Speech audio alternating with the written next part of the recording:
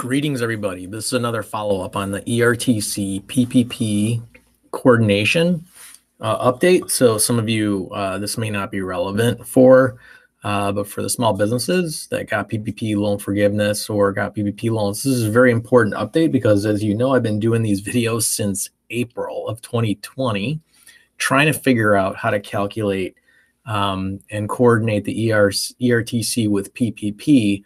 And it's been one long conversation generally. So not any one method or spreadsheet really addressed how to coordinate it properly. And as of yet, and then obviously we've all been waiting.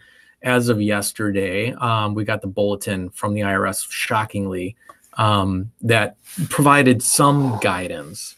And we knew this was going to be coming. We weren't really sure. I did a video last week or so, assuming, based on conversation I had with an actual IRS revenue officer and other colleagues and webinars and things like that, that we were going to be able to take ERTC first. Well, that's not the case anymore. So they want us to do PPP first. So the ordering rules change. And you'll notice that I took down some videos because of that. I don't want people, because some people look at one video and don't go to the others. I would say to the new viewers that subscribe or watch me, it's really important to not necessarily take any one video as final guidance ever. And that's important. So you want to continue, and please subscribe just for that reason alone, to be honest with you. So let's dig into actually what the new rules said. And they really honestly didn't say all that much, but they did confirm a few things. So I'm going to share my screen right now, and we're going to go over it. So the new guidelines were published on the coordination between the Employee Retention Credit and PPP loan forgiveness. So that was published yesterday. The guidelines clearly state wages have to first be applied against the PPP loan proceeds and will be pegged to the payroll costs used on the loan forgiveness application. This is critical because we weren't really sure. Are they just going to let us, arbitrarily, figure out the ERTC PPP coordination? Are they going to link it to the PPP forgiveness application? And sure enough, they are. They are absolutely linking whatever you put on that loan forgiveness application as payroll cost. You are now stuck with that number. And a lot of people, we didn't know this because the guidelines came out in December about doing a, 60-40 split or whatever. They included more essential cost, to the calculation. So, but unfortunately, a lot of people rushed to get those PPP loan forgiveness applications out before there was any final guidance, and they didn't need to do that. And I have clients that left me and were irritated with me because they wanted to get their loan forgiveness application out when they wanted it out. And that's really unfortunate because now they're pegged to whatever they use on that payroll cost line item to coordinate the wages and determine what's left over for ERTC. So, and it really, people who use the 8-week recovery period are even in worse shape. So hopefully whoever did do the forgiveness used the 24-week period. But here's the thing, and this is the actual, and I'm going to provide a link in the description section, but this is really it. It's a 102-page document they published yesterday. And basically around page 73 right here, it's interaction with Paycheck Protection Program loans. All they're really saying is that only covers a few pages, to be honest with you. Let's see where it ends. And they just give various examples. And, everything is client specific. So that's why I'm not really going to go over these examples one by one. But really it goes from page 73 to page 80, 7 pages of guidance. And they're really, it's not guidance, it's really just examples. But really the takeaway is, here are the takeaways. Wages are applied to PPP first if you apply for forgiveness. ERTC, obviously, if you didn't apply for forgiveness, you're good to go on all of it. So then you take the ERTC. But here's the thing in terms of methods, because I did previous methods trying to figure out very conservative methods. And, just kind of taking a flat amount, and I'll go over that in a second. You'll see my methods. But I was talking to a colleague and who actually reached out to me from a YouTube subscriber that's local here. And we've been racking our brains on this stuff for weeks, obviously. And, we talked a little bit about, I did that video on the ordering rules, and I was so excited to do the ERTC first. And he was so excited about that. He thought that was extremely logical. And all of a sudden this came yesterday, and he's already been promoting it to some of his clients. And that was really disheartening, obviously, for a lot of people that were a little more hopeful that we can get, that we can take advantage of not only the forgiveness, but also the PPP loans. The ERTC. So I said, listen, I just got to think about this. I got to digest it. Well, he called me back a few hours later because, necessity is the mother of invention, as they say, because he's trying to get the biggest bang for the buck for his client. And he said, Ted, could we use the weighted average calculation? What do you think about that? I said, yeah, why not? Why not use it? At this point, there is no guidance from the IRS or anybody to tell us how we actually, inside the recovery period, how we actually apply, the PPP wages and leave enough over for ERTC. So I'm going to go over first the high-low method, which is the method I was kind of using, extremely conservative, where I said, okay, this client received $272,000. And by the way, to qualify, obviously, your revenue has to have dropped 25%. So, let's say you're a $2 million operation. You lost $500,000 in gross revenue. That's a huge impact. So while the PPP loan forgiveness is great, and that helps a little bit, it's still not going to get you to a recovery to keep people on payroll and continue, stimulating the economy. So when we're looking at these numbers, we're trying to find, because remember, the government shutdown was obviously for our benefit and for health purposes. I'm not going to get into the politics of it, but the reality is the government wanted to shut down, and that made that was a huge impact on all of our businesses. I'm down 50%, as I've mentioned time after time. So there's this, for some reason, this guilt factor about, not only getting the PPP forgiveness, but also the ERTC. And my question is why? This company is still not going to fully recover their revenue losses, and it wasn't their fault. So in my opinion, from a policy perspective, and again, not politics, I don't feel guilty about trying to figure out a way to maximize both.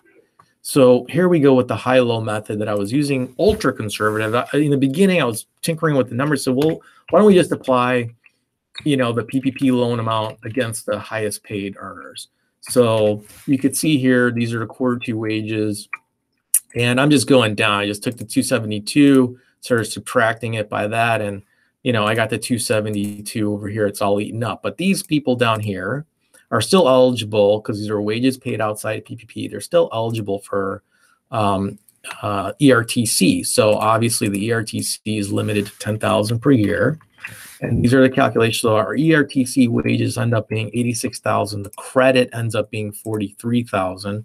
There's still remaining wages to be used in subsequent quarters of $23,000, leaving $11,000 remaining credit. The total credit, therefore, at this, without calculating Q4, is $55,000. That's pretty good, not bad, right? And this is ultra conservative. And again, this is arbitrary, right? I mean, who's to say we use high, low? I'll go into the straight line method. I'm just taking here in this method. And again, this was in another video. Again, so I said, okay, let's divide up the PPP by employee, just by head count. So this is another one I did. So on head count. So we said, okay, well, there's 20 employees, and I'm going to divide that by, 272 by 20. And that gives me PPP to apply of 13th. Again, now we have the new ordering rules. We have to apply the PPP first based on the amount you put as payroll costs in the forgiveness schedule. Ugh, that's going to be nasty. So hopefully people that did apply for forgiveness and received that new guidance for the 60-40 split, it's going to be a little bit easier. You're going to unlock a little bit more on this. But let's just do a straight line method. And we know, okay, well, employee one, covered, not, so they're still remaining there. So you could see the negatives are obviously not going to be used, and you're just going to, put in, the limit of 10,000. You could do a max min function on this actually, but there's not a lot of employees, so it was easy for me to just manually put them in. So we have qualified wages of 93,000 in this scenario, leaving us a credit of 46,693, and then we have, wages to roll forward of 36,000. That credit is 18, giving us a total credit of 65,000. So we're a little bit better, from the high-low scenario to straight line to now percentage. That's interesting, right? So let me fix my spreadsheet there. And so now let's go into the weighted average again. So colleague Vimal Tax Services, who I was introduced to from a YouTube subscriber that was reaching out, and Vimal wasn't really getting, because he's so overwhelmed as well, and he started watching my videos, and that's how we struck up a relationship, and it's been great. And I look forward to working with him in the future on some other things as well, financial planning and investments and things like that. But we got to get through this. So this is what Vimal said. And, my brain was fried and I wasn't even thinking that. So, credit goes to Vimal for kind of thinking outside of the box. And why don't we use weighted averages? Yeah, why not? Why not use weighted averages? There is no guidance that tells us how we're actually going to apply the PPP first. So in this case, we are going to do it through the weighted average. So all this is this person's wages is a percentage of total wages. And then I'm going to take that percentage and multiply that by the 272,325. So because it's a need, it's on the needs. What did you need from that PPP money to cover the wages? So this is extremely logical approach, right? And you can use a high-low straight line if you wanted to use the need based on, higher income, or straight line if you want to be conservative. But this is a more aggressive approach, and to me, it seems absolutely logical. And totally, I mean, this makes a lot of sense as we start working through this. So we have PPP wages based on that allocation, and then these are wages paid outside of PPP. And so we have here 272,325. Okay, and then the qualifying ERTC wages are going to be 1420, and then on down the line. And obviously, you're going to do your exclusions here. And this is the credit, 51,077. But look, based on the 10,000, look at the remaining now. The remaining is so much higher, and now we're at $100,000 potential credit for Q2, Q3. So we're talking about big differences. How we approach this is subjective because we have no guidance on this. They just told us take the number, PPP goes first, and then you're off. And Vimal made a good point. The IRS provides us all of these guidelines and calculations and methodologies, and yet for this situation, they're not providing something, which is fine. Maybe they're leaving it up to us, and not maybe, they are at this point. So this seems to be in my opinion, a logical way to approach the allocation of PPP first. Very logical, and then take the remaining for ERTC and roll that forward. So that's what I wanted to cover. And for those of you that people have been subscribing, and I really, really appreciate it. So thank you to the newsletter. And the newsletter is going to be designed to kind of provide you these spreadsheets, calculators. A lot of time involved in doing this. So as much as I want to send this out free, I don't have the time actually. If I said free, everyone would be giving the, and I wouldn't be able to get to my clients and my tax season. So for those of you that are interested that don't want to rebuild these things, I'm happy to send them out. Just subscribe to the newsletter, and I'll get that out to you ASAP. And again, if you have questions and comments, and I know there's a few people that dislike the videos, which is fine. I get it. Maybe they don't like my ties, but it would be nice if you dislike it. Just let me know why, so I can, address an issue that you might have. And some of the comments can be a little snarky, and I get that. It's a public forum, but I try to be as courteous as I can. I hope that you show me the same level of respect. But that's really about it. And of course, I'm always available. Like, some people are asking highly technical questions in the comments, and I can't prepare these documents for you. I can't give you, I'm not seeing what you're seeing. I cannot give you advice in a forum. So a lot of times I may not understand what you're asking. Hop on my calendar. I'm happy to talk to you. And then especially for subscribers, they're going to take priority, and I'm going to update. I'm going to actually show that, I'm going to update to show that a certain amount of that subscription is going to give you availability to my time.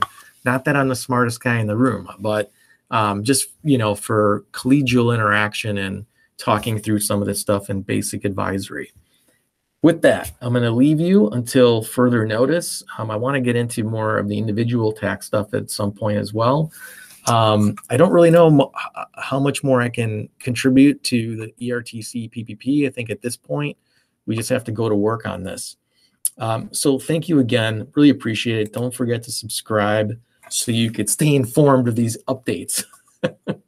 If for any other reason, subscribe, because these things change. I take down videos because I don't want people to get misinformed on certain things. So it's really important that you subscribe just for that reason. So I hope you put me on that list as a resource for you. Have a great rest of the week, everybody, and I will certainly be in touch. All right, take care.